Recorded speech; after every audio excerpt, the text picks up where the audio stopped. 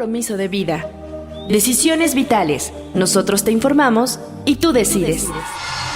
La experiencia y capacidad de profesionales de la salud que te ayudarán a encontrar tus razones de vida. Nosotros te informamos y tú decides. Decisiones vitales.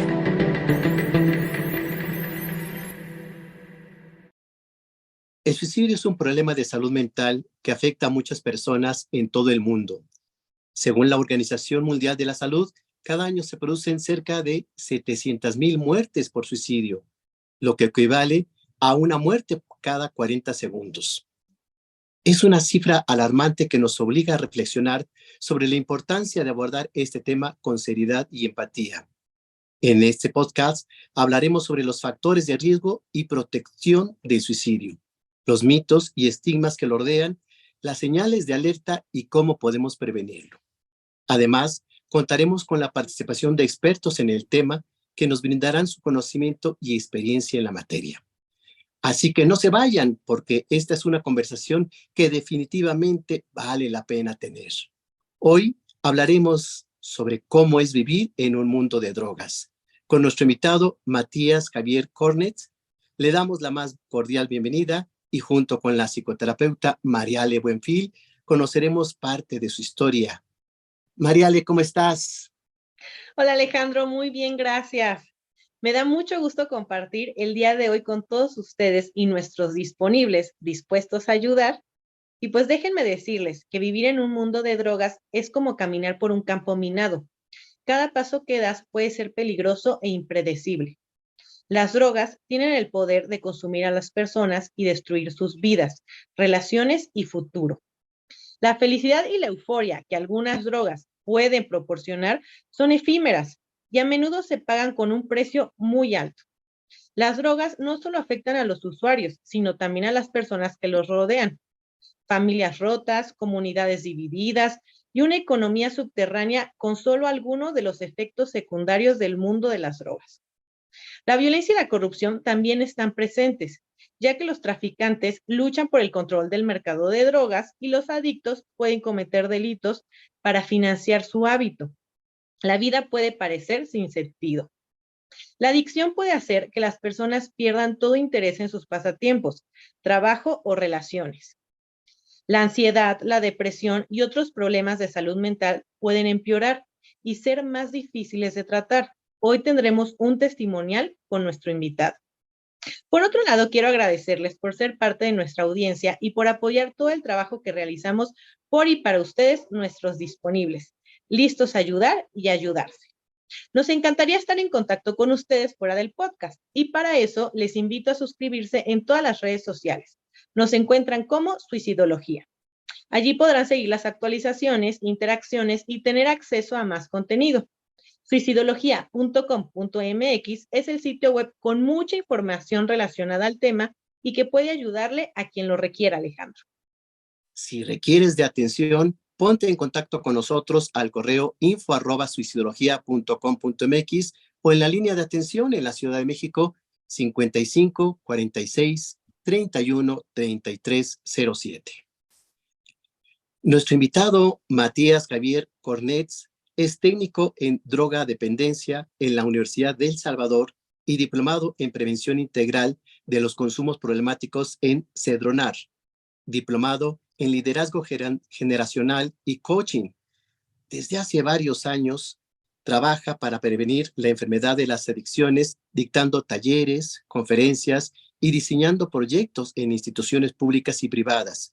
Su experiencia con niños, adolescentes y jóvenes en situación de calle son una gran contribución para la tarea de prevenir a las nuevas generaciones. Bienvenido. Muchas gracias. Un verdadero placer poder estar con ustedes en este espacio tan necesario para charlar de temas que no son sencillos, pero a la vez son sumamente importantes. Así que de verdad, gracias por generar espacio y por permitirme abrir el corazón y compartirlo con tanta gente linda que seguramente nos va a estar escuchando y viendo. Nos conocimos en Mendoza, Argentina, en un congreso precisamente sobre adicciones, y allí pude yo ver exactamente la sensibilidad, el carisma, la cercanía que tenías tú a los temas. Fuiste uno de los ponentes que pues, nos hizo poner de pie, aplaudiéndote, hablando de la importancia de las sustancias, el silencio y todo lo que habías vivido. Y también un libro maravilloso que escribiste donde nos permiten conocerte, conocer este ambiente. Y yo iniciaría preguntándote, ¿cuál fue el momento clave en tu vida en el que te diste cuenta que tenías un problema de drogas? Muy buena pregunta. Yo creo que, bueno, registro la edad, fue a los 17 años, en donde tuve una situación de conflicto con las leyes del menor acá en la Argentina. Somos uno de los países que adhiere a la Convención de los Derechos de los Niños, Niñas y Adolescentes. Por lo tanto, las leyes argentinas consideran inimputable a un menor de 18 años. Y bueno, a mí se me halló cometiendo un delito que me exigía, obviamente, ante las leyes del menor, el poder regularizar mi situación, empezando por recuperarme del consumo. La verdad que no tenía ningún tipo de interés por recuperarme, pero sí quería salir de esa situación de apriete que con 17 años me estaban juzgando, si bien como menor, pero estaba próximo a cumplir 18 años. Por lo tanto, si no regularizaba mi situación, podía llegar a pasar a una condena de adulto. Y esa situación, la de libertad puntualmente, fue la que me puso, como quien dice, con la espada contra la pared, ¿no? Y me llevó a pensar en que tenía que hacer algo por mi vida, o recuperarme o darme a la fuga. Darme a la fuga era alejarme de esa opción que me daba el juez de menores. Y ahí fue cuando me di cuenta de que en realidad tenía un serio problema con el consumo, que un poco era el consumo el que me había llevado o que me ponía ante situaciones de delito o de infringir las leyes del menor. Y bueno, ese tratamiento que me propuso el juez de menores fue en el que terminé de darme cuenta que tenía un serio problema con las drogas, porque de cara a un tratamiento frente a profesionales de la salud, en donde me encontraba siendo confrontado por momentos con mi realidad, es ahí donde me di cuenta de que sí, que el problema del consumo existía, era real y que me costaba muchísimo poder, digamos, recuperarme o dejar atrás toda esa historia. Matías, entiendo entonces que ingresas a un centro de rehabilitación. Sí, la modalidad de tratamiento que se me propuso a mí, dada mi situación de contexto y con la sustancia también, fue un tratamiento ambulatorio, teniendo en cuenta de que contaba con familiares que estaban disponibles para acompañarme en ese proceso. Y bueno, intentando evitar también la internación por parte de los profesionales, consideraban que podía llegar a haber una opción previa. Y bueno, yo logré poder, digamos, aprovechar el tratamiento ambulatorio. ¿De cuánto tiempo fue? ¿Hubo recaídas? Cuéntanos de este proceso. Yo creo que tuve mis primeros 3 meses en donde, si bien no iba a la calle, o sea, estaba respetando la normativa de quedarme dentro de esa vivienda que era donde vivía con mis familiares, pero los primeros 3 meses yo no dejé de consumir. Esa fue la realidad. Yo seguía consumiendo sin que lo sepan los profesionales, ni siquiera mi familia buscaba cómo hacerlo, digamos. Pero yo creo que después de esos 3 meses sí decidí yo empezar a dejar de consumir, o sea, tolerancia cero, sostener la abstinencia. Y eso yo creo que yo lo contaría como parte del tratamiento, porque fue un año el que estuve asistiendo a este centro de atención, y al año me dieron el alta. O sea, yo lo contaría como parte del tratamiento porque ellos también lo contaron, y duré un año haciendo tratamiento, de los cuales 9 meses estuve en abstinencia. Sabemos en el mundo de las drogas hay estos poliusuarios, es decir, que usan varias sustancias. En tu caso, ¿Usabas una, varias? ¿Cómo fue? Sí, sí, yo era un policonsumidor.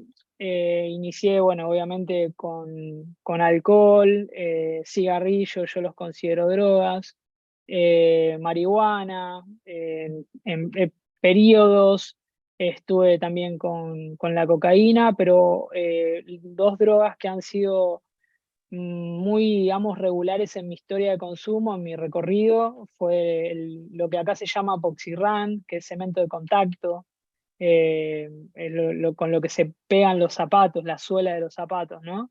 Que tiene una sustancia conocida como tolueno, la cual produce efectos alucinógenos al sistema nervioso central. Y bueno, yo estuve bastante tiempo con esa droga, con esa sustancia. Y después, bueno, también he sido muy, muy regular con los fármacos, puntualmente ansiolíticos, antipsicóticos. He estado durante toda mi carrera de consumo, por decirlo de algún modo, con esas sustancias. Y sí, es considerado policonsumo. Qué bueno que tocas este punto de el inicio de todas las cosas que se consumen en el ambiente de las drogas, Matías. Se inicia con el alcohol. Fíjate, Mariale, Matías, que estaba revisando información aquí en México, que esto es mundial, no nada más es en México, y la puerta de entrada a las drogas, mucho ojo, es el alcohol. Claro. De allí, Mariale, es preocupante porque las estadísticas aquí en México, Matías, inician a los 14 años con alcohol para continuar con las demás drogas. Aunque obviamente hay consumidores, usuarios mucho más tempranos, hay niños, mucho más chiquitos, ¿no? Pero pareciera inocente la situación del alcohol porque es legal. Sin embargo, estadísticas nos dicen lo contrario, es de mayor riesgo. ¿Cuál fue la experiencia más fea, más desagradable que tuviste que pasar en este mundo de las drogas? Bueno, yo tuve varios episodios de coma alcohólico, de sobredosis, o sea, terminé hospitalizado en varias oportunidades.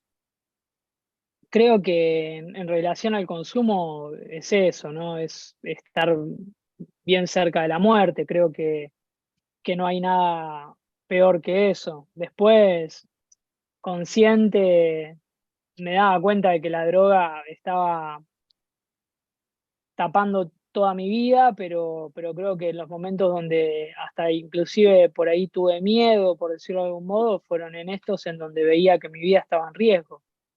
Pero no hay nada, digamos, dentro de lo que es el consumo que pueda ser motivo de alegría. Yo siempre digo que la droga que te quiera hacer divertir es la misma que te va a hacer llorar. La Claro. droga que puede hacer de tu noche una noche divertida puede ser la misma noche que acabe con tu vida.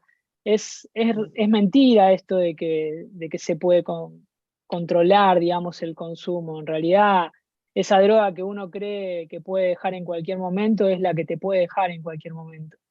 Realmente no hay nada, digamos, para decir en favor del consumo cuando se trata de un consumo recreativo o un consumo que está totalmente, digamos, ligado al deseo personal o el placer. Yo creo que la droga tiene que tener, digamos, su lugar y saber muy bien cuál es, y es el de los profesionales de la salud. Fuera de eso, no creo que tengan mucho más para decir de la droga. ¿En qué momento es que te diste cuenta que requerías atención? O sea, ¿cuál fue el detonante? Yo creo que tomé conciencia de que tenía un serio problema con el consumo en tratamiento. Antes del tratamiento era como que lo quería negar, ¿no? Como la mayoría de los consumidores, no asume el riesgo, no tiene conciencia de problemática o de enfermedad, está todo el tiempo defendiendo a su sustancia. Yo era uno de ellos. Pero lo que sí me ayudó mucho a darme cuenta de que tenía problemas con el consumo, que en realidad para la mayoría de los que, digamos, vivimos esta problemática y que hemos podido lograr recuperarnos, entendemos que el consumo era una especie de anestesia a heridas mucho más profundas. Entonces, En sí, yo creo que en tratamiento me di cuenta frente a una confrontación que me hizo mi terapeuta, que en sí creo, sí sabía lo que preguntaba, pero no sabía la dimensión del impacto que podía generar esa pregunta en mí. Me había abierto una especie de expediente, entonces tenía que hacerme preguntas protocolares, desde cómo me llamaba, qué edad tenía, qué edad había empezado a consumir, qué consumía, cómo hacía para conseguir el dinero, si alguna vez había lastimado a alguien. Y eran todas preguntas que, primero, yo no sabía esto del secreto profesional en ese momento, y por otro lado, tampoco me veía en la confianza como para responderle a alguien que veía por primera vez. Entonces lo que hice fue responder la mayoría de las preguntas con mentiras, pero llegó un momento en donde la terapeuta me preguntó, ¿y a vos alguna vez te lastimaron? Y Mm. esa fue la pregunta que no pude responder con palabras, que me puse a llorar, lloré como un niño, tenía 17 años y hacía tiempo, no recordaba llorar con tanta angustia. Estaba sobrio, por lo tanto era un llanto que venía de lo más profundo del ser sufriente, y lloré y lloré y lloré, y cuando pude calmarme un poco, la terapeuta me dijo, tranquilo, no hace falta que respondas más que lo que ya respondiste. Me quedé como diciendo, no dije nada, y me miró y me dijo, tus lágrimas lo dijeron todo, estaría bueno que te vayas, pensando a quién le dedicarías esas lágrimas y que la próxima vez que vengas, si te animás, le pongas nombre y apellido. Y me fui con ganas de volver a hablar y a la vez sintiendo como que se había destapado una olla de agua hirviendo, Uy, en sí. donde dije, bueno, acá hay un montón de cosas que evidentemente yo las había tapado y no sé por qué razón hoy siento que se destapó y que tengo ganas de hablar. Creo que fue fundamental el respeto que manejó la terapeuta, respetó mucho mis emociones, respetó, validó mucho el momento de desahogo y también respetó el hecho de que no era el momento de hablar. Quizás otro hubiese querido escucharme, pero ella supo entender que era un montón el haber llorado, el haberme desahogado con las lágrimas. Y bueno, y así fue donde yo creo que me di cuenta de que había llegado muy lejos con el consumo.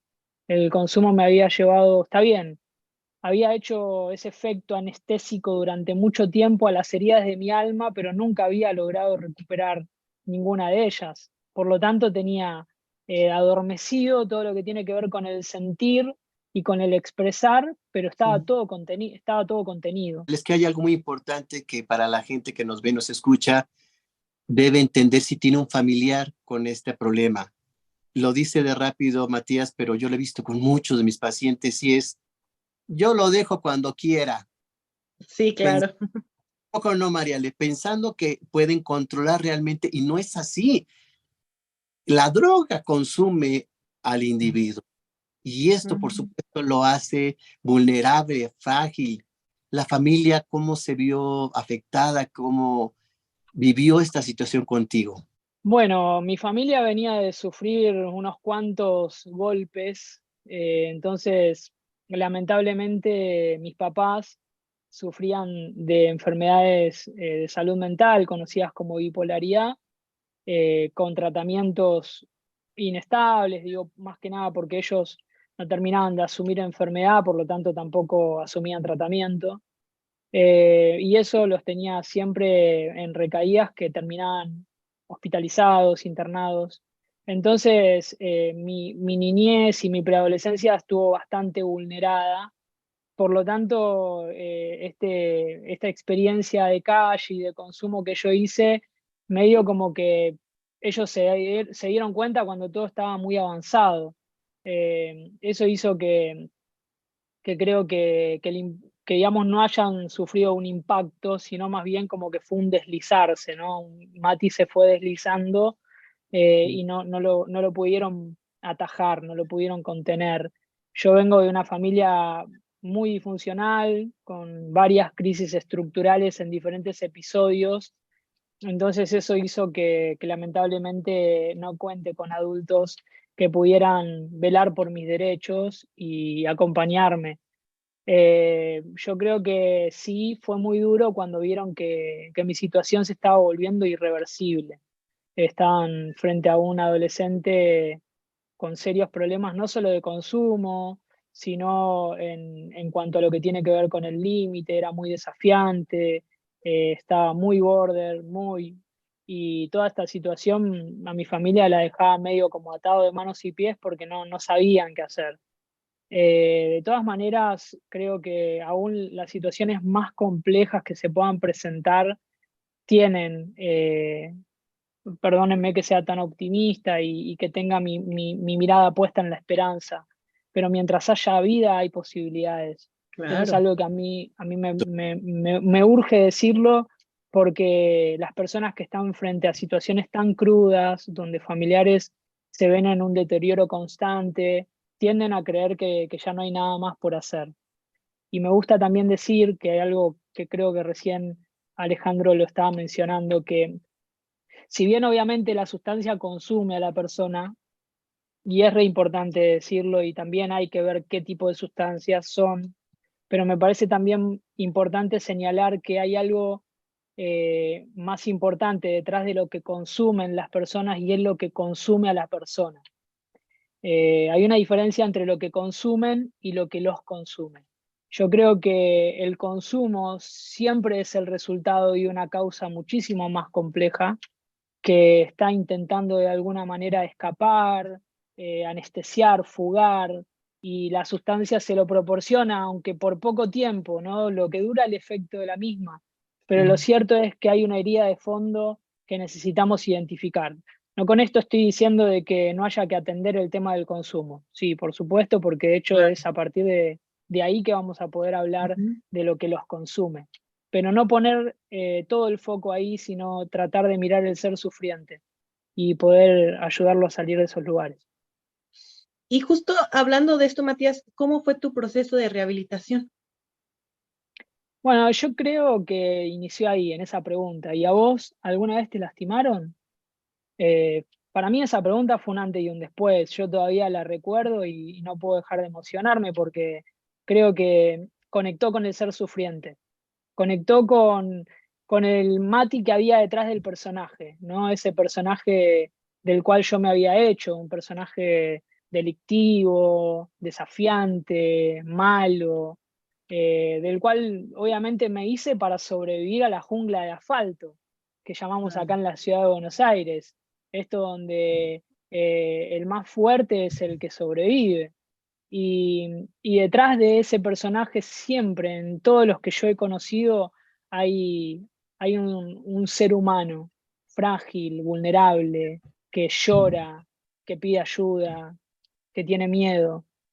Y creo que esa pregunta me llevó a encontrarme con ese niño, ¿no? Ese niño que había tenido que rápidamente crecer y hacerse un hombre, pero aunque tenía 18 años seguía siendo un niño, al que le preguntaron si te lastimaron y se puso a llorar y no podía parar. Entonces yo creo que ahí empecé mi tratamiento, ahí empecé a poder poner en palabras. De hecho, volví al segundo encuentro y los 40 minutos me habían parecido 5. Yo necesitaba 10 horas de espacio. Tenía tanto para decir, tanto para ordenar, tanto para expresar, y en la medida que hablaba iba sanando, ¿no? Porque también, sin desplazar el conocimiento del tratamiento farmacológico y la intervención del mismo, la palabra sana, la palabra es sanadora. Y yo había podido empezar a hablar, y eso había hecho que muchas de mis heridas empiecen a cerrar. Cuéntanos cómo ha cambiado tu vida desde ese proceso de recuperación de la adicción. Bueno, sin dejar de decir que no fue sencillo, porque creo que a uno le puede dar el valor y el coraje para enfrentar, o inclusive huir de cualquier persona. O sea, creo que el ser humano tiene el valor para enfrentar al más feroz, al más duro, y también tiene las piernas rápidas para correr del más feroz o del más duro. Pero hay alguien al que no se puede tan sencillamente enfrentar, o del que no se puede tan sencillamente escapar, y es de uno mismo. Yo creo que tuve que enfrentarme, tuve que enfrentar la realidad que me tocó vivir, tuve que aceptarla, tuve que poner en palabras el disgusto que me generaba el tener papás que padecieran de enfermedades, de ser pobre, el haber tenido que salir a trabajar cuando tenía 10, 11, 12 años, el haber sido abusado en la calle, el haber pasado por tantos episodios donde vi mi vida en riesgo, el haberme intentado quitar la misma. O sea, todo eso lo tuve que enfrentar. Tuve que volverme de ese camino, aceptando los daños que había ocasionado, restituir los mismos y en ese proceso de hacerme cargo, también pedir perdón, arrepentirme, agachar la cabeza. No fue sencillo porque es parte de la recuperación. Es parte de la recuperación volver por ese camino donde uno hizo tanto daño y restituir el mismo.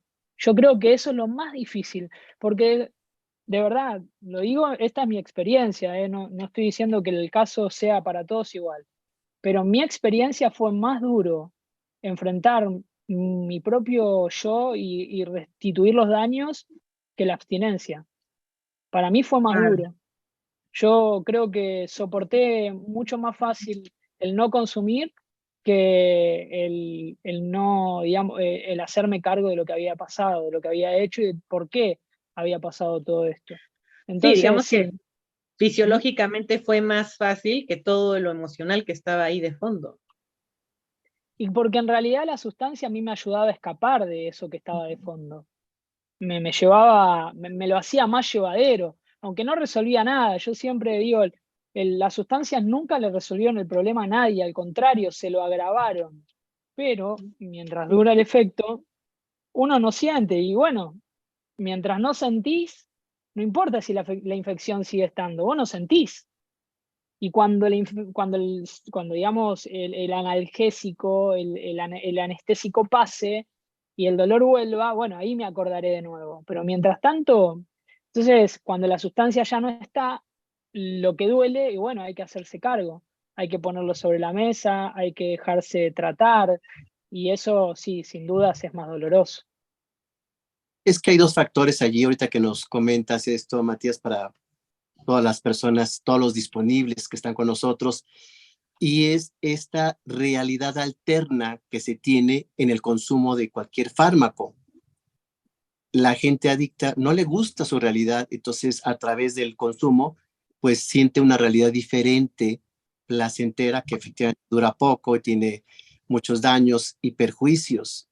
Pero esta parte tan esencial que compartes de necesitar pedir perdón, porque muchas veces se daña al entorno, a la familia sobre todo, a la gente que nos quiere, a la gente que está cercana, es la que más se ve tocada y afectada.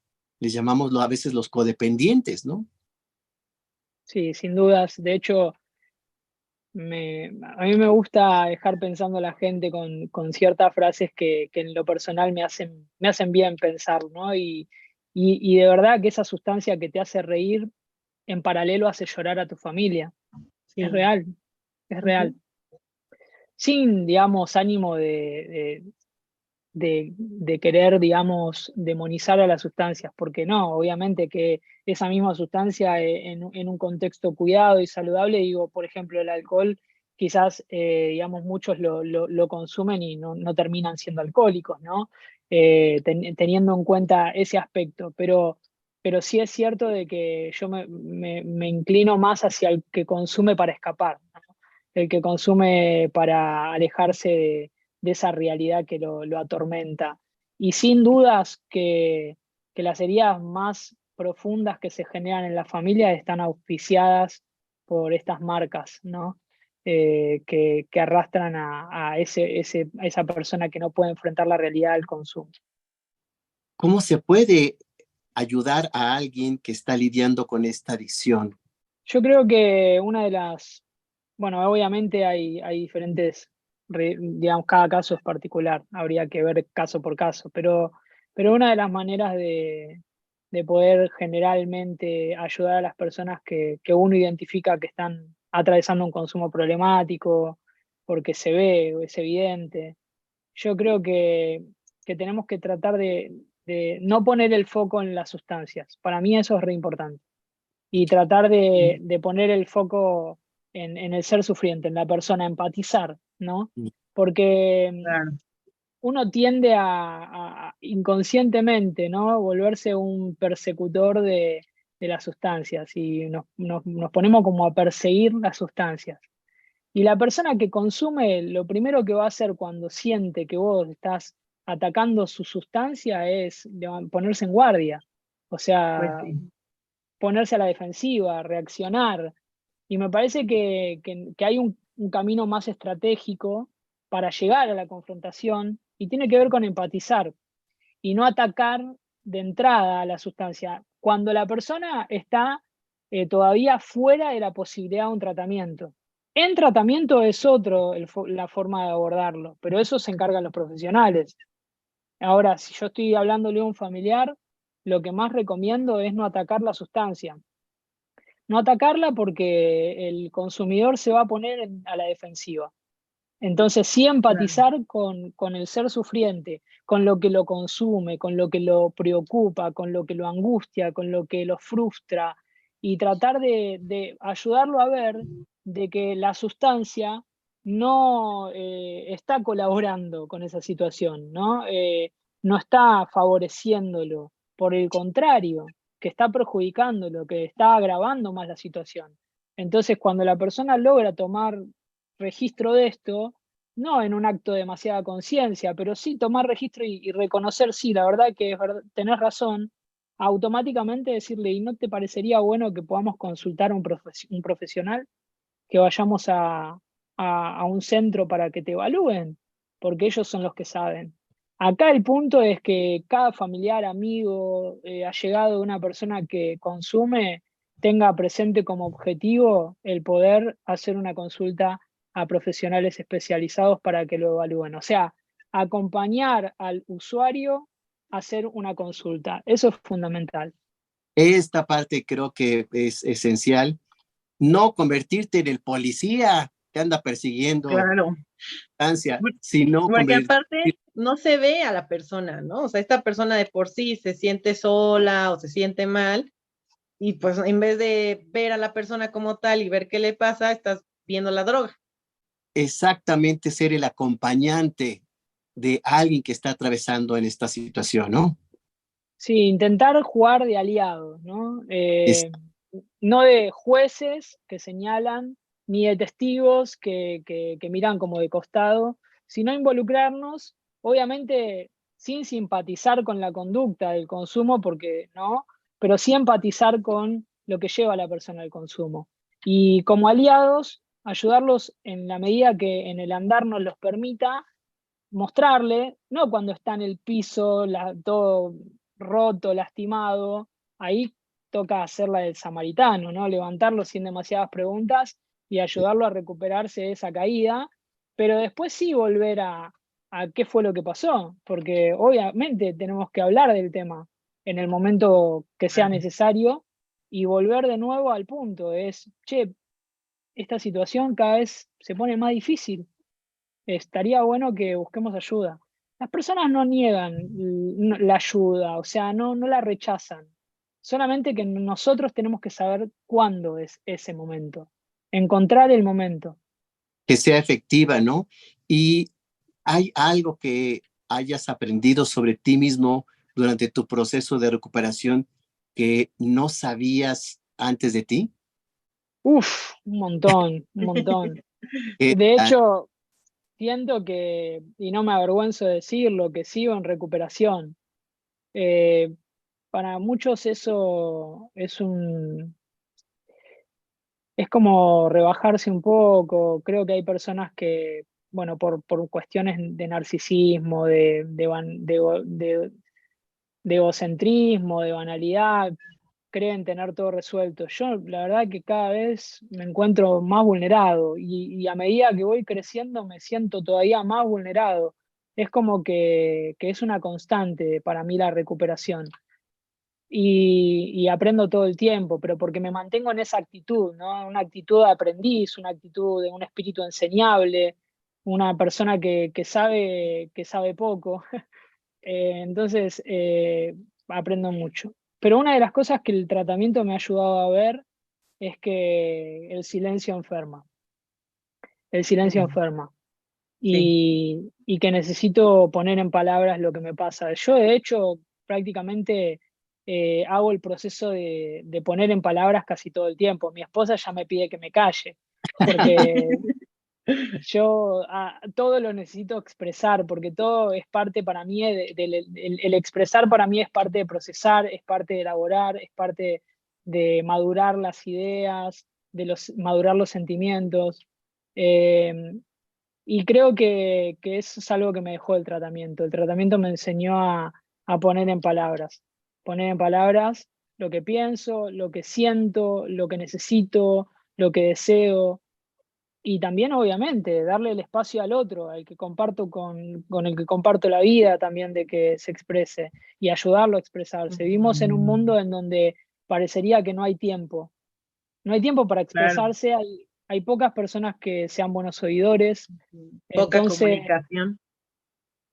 tal cual. Y entonces, bueno, hay que recuperar ese espacio, hay que recuperar la palabra, hay que recuperar los diálogos, hay que recuperar, digamos, mucho, ¿no? Y no necesariamente tiene que ver con sustancias, por ahí tiene que ver con lo que hay detrás de la sustancia, lo que hay detrás de esa conducta compulsiva, porque hablábamos de sustancias, pero también hay un montón de conductas compulsivas que son tan dañinas como las sustancias y que también, digamos, están enfermando y que vienen a reemplazar esos espacios de conexión, esos espacios de diálogo, esos espacios de poder expresar. Así que me parece que lo más importante que me dejó a mí el proceso de recuperación como enseñanza es el expresarse. La palabra adicción, si la dividimos en dos, el prefijo a, que significa sin, y dicción, palabra.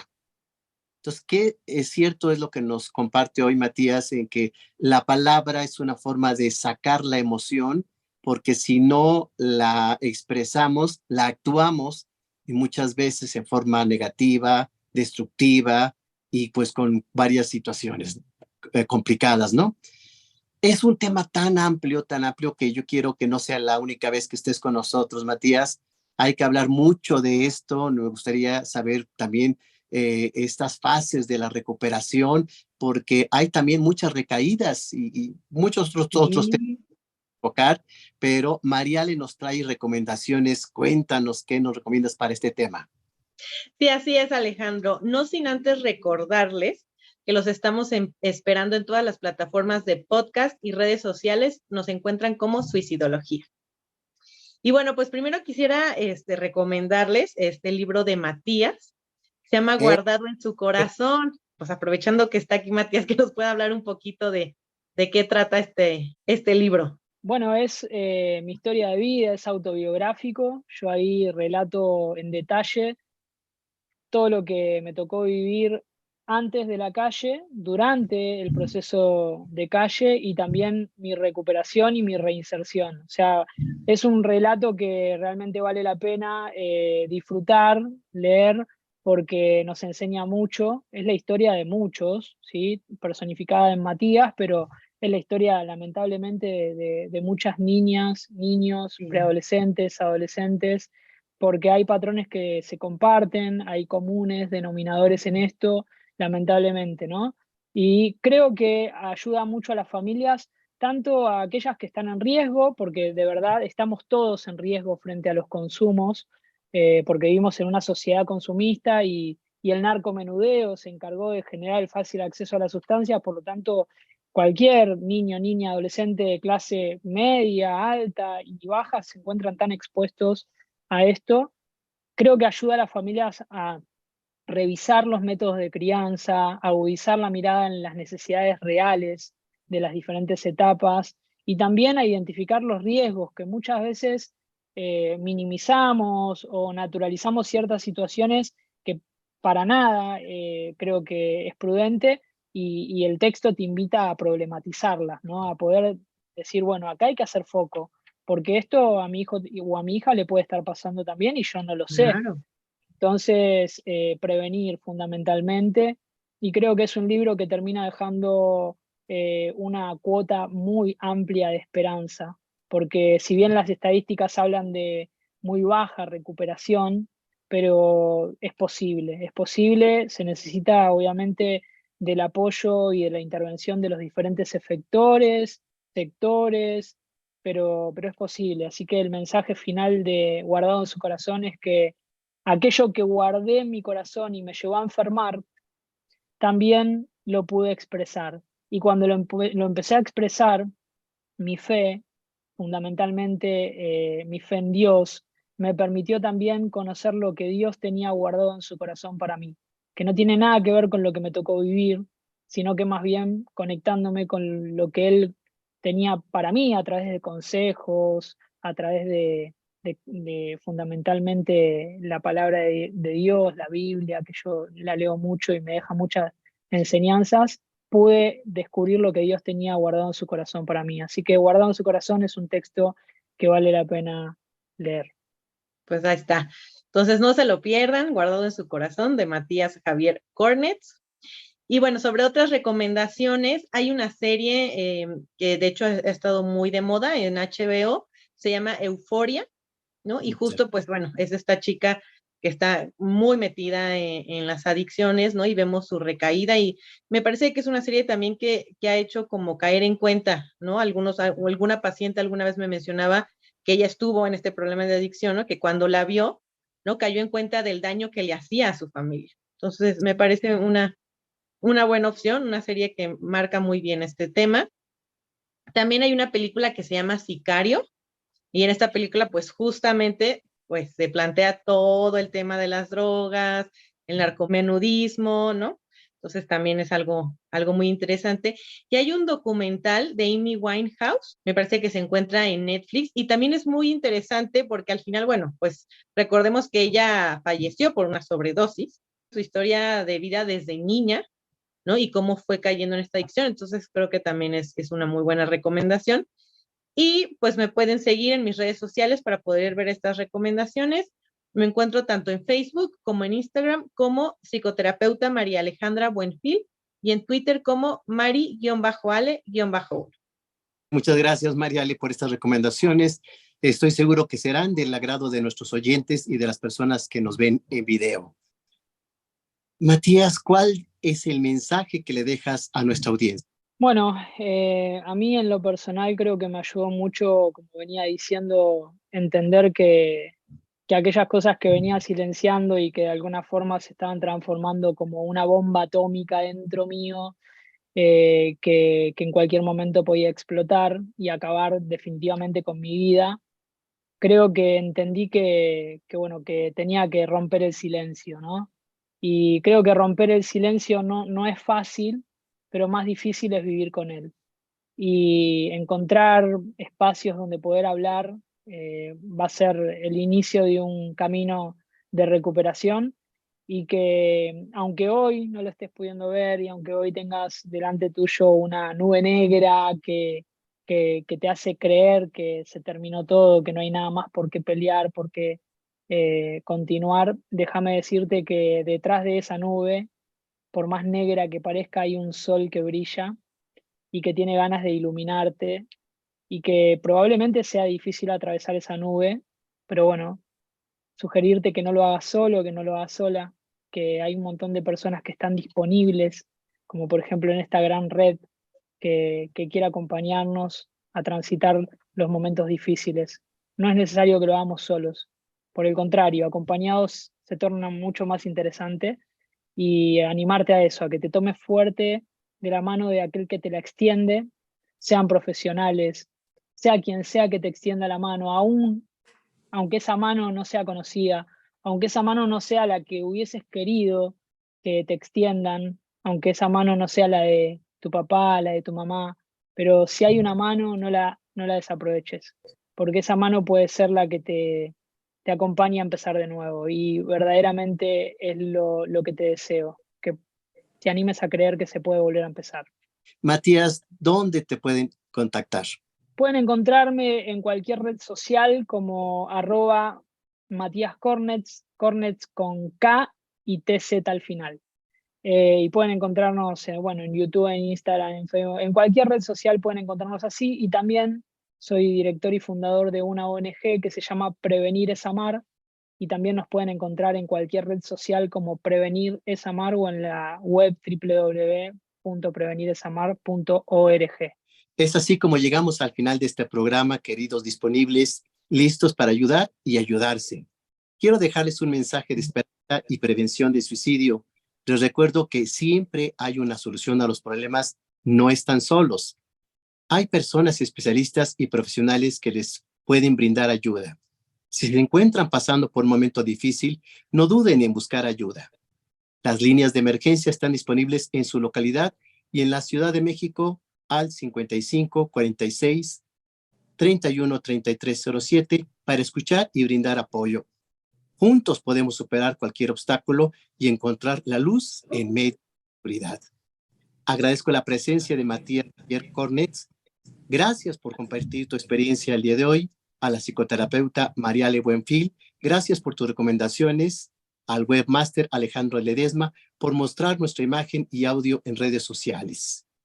Y me despido. Soy Alejandro Águila Tejeda, director del Instituto Hispanoamericano de Suicidología y presidente de la Red Mundial de Suicidólogos. Nos escuchamos y nos vemos en una próxima edición. Gracias por su atención. Nos vemos en el siguiente programa.